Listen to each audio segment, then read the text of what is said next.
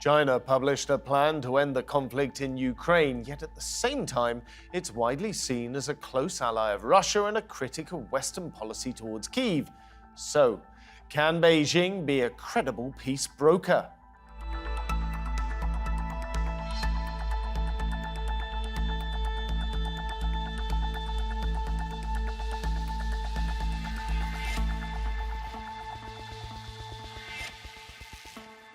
Welcome to the program. I'm Philip Hampsheir. The fact that China released a proposal on Ukraine reflects its increasingly influential role on the global stage. In recent weeks, top Chinese diplomats have held meetings with Russian officials and the Belarusian president, Alexander Lukashenko. President Emmanuel Macron will also visit Beijing in early April, in part to discuss how to end the conflict. But the peace plan has been received with suspicion on the part of European leaders who don't believe that China is neutral. Meanwhile, Moscow has also been lukewarm in its response. So, what role is Beijing actually playing here? And what role does it want to play? So let's meet today's guests. In Brussels, we have Theresa Fallon, who's the founder and director of the Center for Russia-Europe-Asia Studies. Meanwhile, in Odessa in Ukraine, Hanna Shelest, who's director of security programs at the Foreign Policy Council Ukrainian Prism. And in Bratislava, we have Matej Simalcik. He is executive director at the Central European Institute for Asian Studies. Thank you very much, everyone, for joining me. Theresa, if I can start out with you. Exactly what does this plan proposal from China tell us about their role in the war in Ukraine? Well, it's not even a peace plan. It's just 12 normal speaking points that China has been using in the past. And it's quite interesting that they issued it on the anniversary of the one-year anniversary of the war in Ukraine. It's a symbol that they're trying to juggle several different policies. One is to show that Russia that they support them. On the other hand, they need to show the Europeans that they are trying to be neutral, but even though they lean towards Russia, so they're putting forward this proposal, but there's nothing really new under the sun under this. And even the 12th point is they want to help rebuild Ukraine. So that's kind of almost rebranding themselves, but it's a tough diplomatic dance. It's mostly for the global South to say, look, we are trying to do something positive, but overall, the West really hasn't been persuaded by this so-called proposal. And I think that it's an interesting point that Beijing has decided to move this peace on the board 1 year into the war. I think that they don't see Putin as very strong, and they're debating what moves they should do next. The U.S. has discouraged them from sending any sort of lethal weapons to Russia. But on the other hand, we know they've been buying energy, which also supports Putin's war in Ukraine, and also exporting dual-use goods. Well, let's have a look at some of the points on this plan, because it's interesting, Theresa, you mentioned that even though it's being presented as a peace plan, it's actually quite generic in a lot of ways. So if we run through just a handful of the 12 points, we've got China is calling for a ceasing of hostilities to allow for peace talks between the two parties, advocating for the respect of all sovereign countries, an end to sanctions, the safeguarding of supply chains and grain exports, the protection of civilians. Hanna, this is more like a Christmas wish list to Santa Claus or something very generic. This doesn't seem like a concrete peace plan. It is absolutely not a plan, because for plan you need to have the actions. And that is mostly the vision of China that is 1 year delayed. Because if we return back to the March last year or previous year, that's when Ukrainian government was asking China to intervene, probably to be the guarantor of peace or to talk about Russia as the nuclear power that is threatening. Because don't forget that China is one of the signatures to the so-called Budapest memorandum. That is memorandum according to which Ukraine rejected its third world biggest nuclear arsenal back in 1994. But China was silent. So the year after, it looks more as finally they woke up and decided to present their position and their Roman red lines rather than the peace plan. Also, when it is the plan, you are talking with two sides. Yep, that is the classics of the mediation of any conflict. But what China did, they visited Moscow, they talked there, some of their positions, and then they present it, not speaking with Ukraine. And that's really looked very strange, because the question came, are they trying to propose a plan for the conflicting parties, or are they trying to present their red lines for Moscow, considering that the last month they really became concerned from all those nuclear statements of the Kremlin?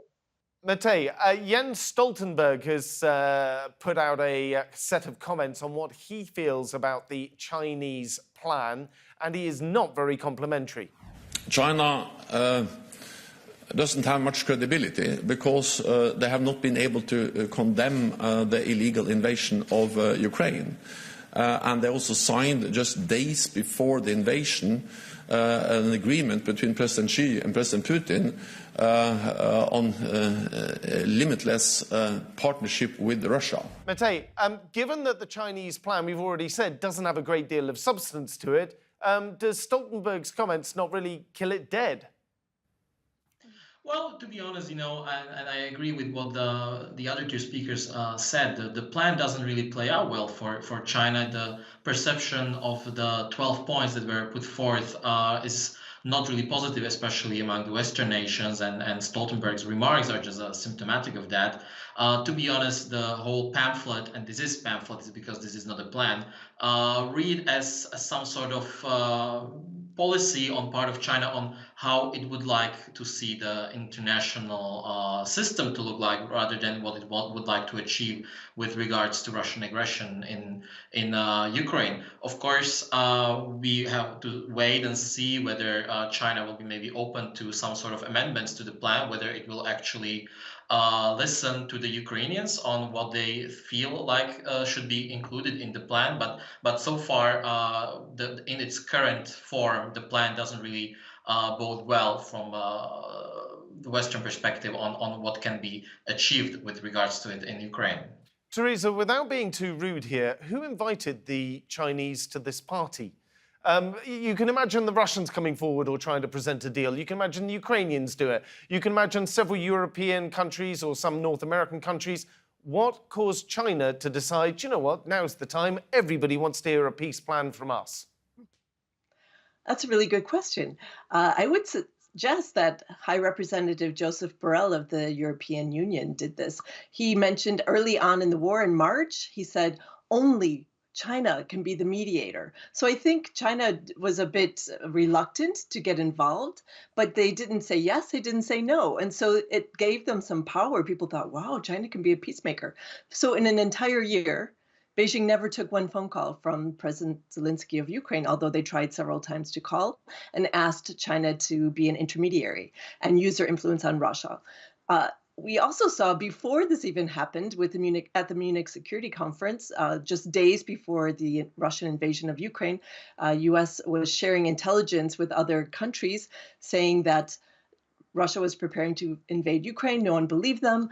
And they even approached the Chinese, said, here's the intelligence. Can you try to use your influence and ask Russia to not invade Ukraine? So the Chinese took the intelligence and shared it with the Russians. So I think from the very beginning, it was pretty clear that they weren't neutral, that they were aiding China. And we also saw with the February 4th statement made 20 days before the invasion of China, just prior to the Beijing Olympics, that they had their agreement that they had a no limits partnership. Russia was able to move their troops from Russia's Far East towards Ukraine, and they could only do that if they had a great deal of trust with the Chinese. Some people like to think that she was just shocked by all of this, but we saw that after Putin's meeting, Beijing bought more grain and they started stockpiling energy. Both those commodities rose in price with the invasion of Ukraine. So we see that there has been a lot of cooperation. This didn't happen overnight. This has been going on for several years. Russia and China have common interests. They're aligned. And we saw for the first time in the February 4th statement that China supported Russia's position on NATO. It's their first anti-NATO statement. So NATO's response is actually to put China in their new strategic publication, their strategic concept back in June at the Madrid summit. So China and Russia are seen by many as cooperating and a real security concern for the future. Hanna, given that linkage between China and Russia, are there not other better choices as a mediator? Israel, perhaps, India, Brazil, somebody who's either a little bit more removed from the conflict in Ukraine or somebody who has a better relationship with both sides? You know, originally Ukraine was open to any type of the mediation. The question is that both sides should be ready, and we understand that Russia is not listening to many of the countries. The problem was that the original mediators that came back in March, April 2022, they were not mediating as the neutral or at least the impartial. All of them de facto proposed Ukraine to surrender, being afraid of Russia even more than Ukrainians being afraid of the Russian forces. So that immediately made them quite illegitimate. And there were no real proposals after this, because if we remember those Turkish negotiations mediated in Istanbul, when Ukraine was almost ready for the neutral status. However, Russia wanted not just neutrality, because NATO was never the real reason for this invasion. And because Russian wish lists each day were becoming bigger and bigger, definitely none of the mediators could work in the traditional way, proposing something. China being called because we understood that Russia at least respects Beijing, and they understand that they can depend on the Chinese forces, plus they have borders. So it would be not that classical facilitator type of the mediator, but mediator that can impose something to the conflicting parties. But that was very, very naive, because China never been a mediator in the past. They never been interested in the resolution of the conflict. They've been involved, let's remember, Korea, but how many years ago? But they never proposed a real peace plan, so they didn't know how to act with these. So they acted as they knew. They tried to benefit maximum from the situation. They benefited for the domestic policy with anti-American sentiments. They benefited economically with buying cheap Russian sources, because Russia was ready to sell with all discounts just to sell. And they benefited with other contracts for their power, as they saw. The question is that with current peace plan, they are really late. It's not only that nobody already waiting for such proposals, but because they were not able to elaborate anything that would be catchy, both for Ukraine and Russia, except of one. And that is really interesting, why we consider this plan as less neutral but more pro-Russian. There are 2 points that are extremely important. First, they are de facto calling for Ukraine not to enter NATO. That is something that is absolutely, like, China don't care about this. That is definitely the Russian point included there. And the second is about sanctions. They are talking about unilateral, or let's say the one-side sanctions that are bad. But considering that Russia is the permanent member of the UN Security Council, and more than 50 nations impose sanctions against Russia, that's already not the one-side sanctions as China presented it. So again, we understand that the Russian ears are inside of these proposals very much. Matej, you agree with all of that? Yeah, pretty much. I think everything that was said can be agreed to, and I have to just add that what makes the plan to look more pro-Russian rather than neutral is also the fact how sovereignty is discussed in that plan. Nowhere in the 12 points there is any mention of which borders Ukrainian territorial integrity should be preserved in. There's no mention of the internationally recognized 1991 borders, to which China has subscribed in its numerous agreements with Ukraine in the past, including the Treaty of Amity that was signed in 2013. And let's remember that China also never really condemned until now even the 2014 occupation of Crimea, which kind of shows us that it is playing rather on the Russian side of things.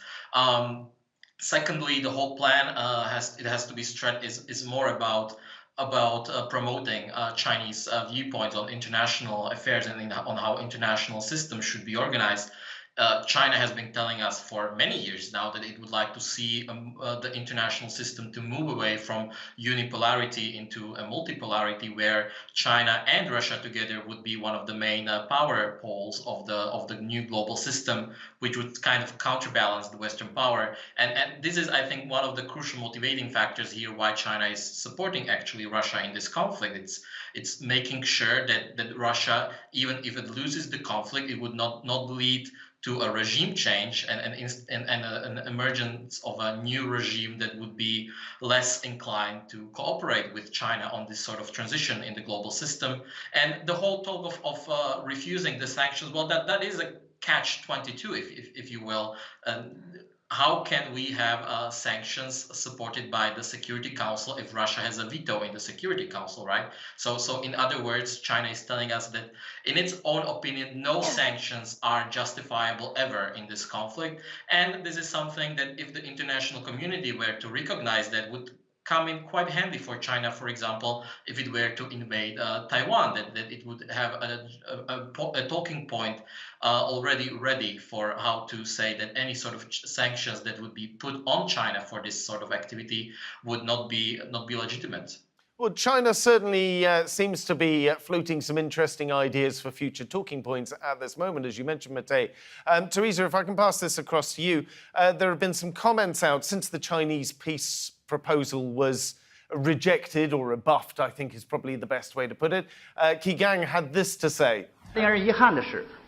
Regrettably, efforts to persuade peace and promote talks have been consistently undermined. It seems that there is an invisible hand pushing for the protraction and escalation of the conflict, using the Ukrainian crisis to serve certain geopolitical agendas. So, Theresa, that sort of a quote certainly would feed the conspiracy theorists. He's saying there's an invisible hand out there. Is this like the invisible hand of the market and an emergent property? Or is he genuinely pointing a finger at someone and saying, do you know what, the CIA or the Americans or the European Union, somebody's up to something here? Well, they're taking the position of Russia, which has always blamed the advancement of NATO. And this was laughed at the Raisina dialogue in India, where I attended recently, Lavrov's comments. So I think that if we look at the geopolitical picture here, China needs Russia in the tent rather than outside the tent. They saw what happened in 2014 when they annexed Crimea. That was a keynote on their Belt and Road Initiative. So they decided the best thing to do is to have Russia in the tent. Therefore, they will stop blocking all of our things. And if there is a war with the US, God forbid, that it is better to have Russia with them than aligned with the West. So they have to have Russia with them.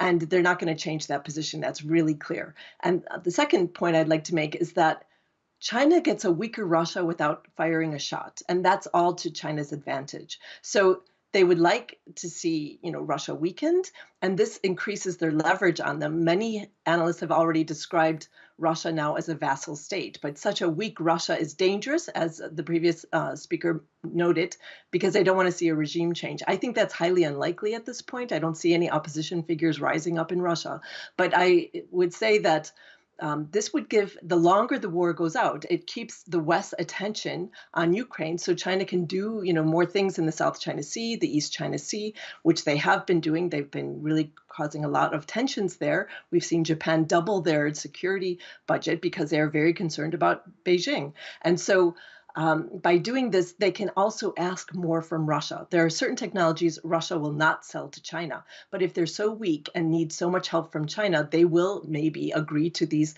very high-level technologies that they will sell to Russia. In addition, China will be in a good position to leverage access to Arctic ports, which Russia has not wanted to give Beijing access to. So those are two key things that keep strategists awake at night. Matej, we were hearing from Theresa there and earlier that China was using this peace plan, if you like, less in a way of trying to get peace between Ukraine and Russia, but more as a signal to the global South and perhaps stepping up their diplomatic power around the world. Would you see that as a reasonable thing for China to do right now? Well, absolutely, and we have to keep in mind that, of course, Chinese diplomatic activity is not aimed only at Russia and Ukraine or only at the Western nations. It's, of course, it has global ambitions, not only due to having the BRI, but overall China emerged over the past decade as one of the global powers. Its interests, international interests, are increasingly located everywhere around the world. With that, of course, comes the sort of appetite to be able to influence international politics around the world. So yeah, for China, it's, I think, quite crucial to be able to send a message to the countries of the global south, and this plan can help that. And there are two actually very crucial points why I think that is the case. First of all, there is the important point in the 12-point document calling for securing exports of agricultural products from Ukraine, which is highly important to the nations of the global south, which already, due to the war, were facing increasing economic pressures on their ability to source grain and other crops that are vital for the survival of their populations. And secondly, China has an ability now to play a narrative in the global south, claiming to be a peacemaker and can say things like, look, here is the West just supplying weapons, it's prolonging the conflict, which is of course absurd. And here we are, the Chinese politicians who are proposing a peace plan, and we are the only credible actor here proposing a peace plan, which can play out successfully in the countries of the global south, which already may or may not have stressed relations with the West, and it is now a big, I think, it gives us a sort of homework in the West. Well, let me take this across to Hanna for a second. Hanna, given that Ukraine obviously isn't that impressed with the Chinese peace proposals, and it's understandable why not, they weren't even asked to sort of discuss and amend and put forward their ideas. Who do you think Ukraine would want to see as a mediator that might be acceptable to the Russians as well? As you go around the world, it can't really be anyone in the West, unless maybe it's France or Germany. Who would you expect it to be? My PhD more than a decade ago was exactly about the mediation of the international conflicts. And when I remember all those books read and all the stories around the globe, it seems that nobody really can do it now, because for mediation, you need a very important thing. That is both sides ready for the mediation. And as for now, we are not at that stalemate moment, because Russia still thinks that they can, with their attacks as this morning, to make Ukraine to surrender. So they are not searching for any type of the concessions or the peace. They are searching for the surrendering of the Ukrainian nation. That's why now you should be a Santa Claus probably to be a mediator. But in general, if we go from the more practical approach, if we negotiate and mediate step by step, like a grain deal, or the security safety zone around the nuclear power plants, here you can see more options. Like Turkey was quite successful with the grain deal. And honestly, Ukraine would like to see more involvement of Turkey, because we see that Erdogan, with all his pluses and minuses, but Putin is ready to listen to him from time to time. When we had the negotiations about the exchange of prisoners, that is interesting, but Saudi Arabia was quite successful in this. So we can find these nations that can find their niche or some of the questions. United Nations Secretary General, he has all the mechanisms to play a greater role. And honestly, it was always a surprise for Ukraine why it took him so long to start to be involved, and only with the grain deal, because there are all other issues where the United Nations have the moral power to be involved, and where for Russia it will be very difficult to say no. But when you speak about the great powers, it seems to me that currently there is less and less options for them. One of the reasons, because Russia sees France, Germany, the US, United Kingdom as the parties to this conflict, as the enemies. And you can clearly see it in all their rhetorics. When they are losing not to Ukraine. They are losing to NATO. They are losing to some Western fighters in Ukraine. That's why for them, even Paris is not a mediator. Berlin is not a mediator. So it can be somebody even smaller, but with the personal contact that is acceptable for Mr. Putin. Theresa, did China want to get dragged into this? Or was it like, oh, for goodness sake, Russia, please don't ask us. We really don't want to get involved? Well, I think originally when Putin went to visit Xi Jinping and they signed that 5,000-word document, perhaps Putin had convinced him that it would be like Crimea, it would just be a few days and very few casualties.